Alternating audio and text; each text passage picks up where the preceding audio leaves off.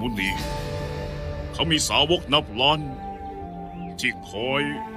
เผยแผ่คำสอนของเขาไปทั่วโลก โอ้จริงเหรอ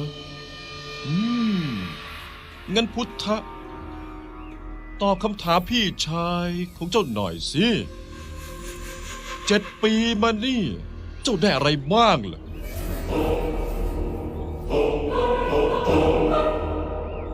สันติ สันติ คนที่พูดเรื่องสันติ คือคนที่เอาชนะด้วยดาบไม่ได้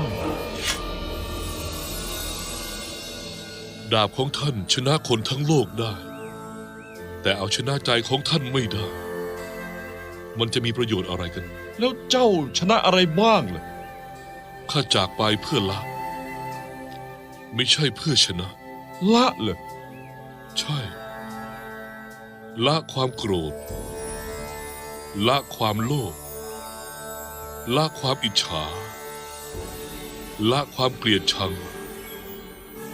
จนกระทั่งไม่เหลืออะไรอีก ข้าถึงได้พบความสงบที่แท้จริง งั้นเหรอนี่แปลว่าเจ้า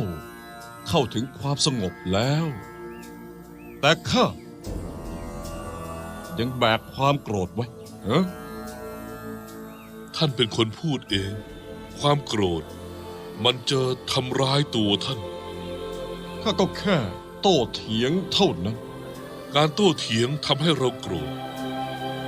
ทำให้เราหยุดเดินตามทางแห่งความจริงแท้ เราโต้เถียงก็เพื่อปกป้องตัวเอง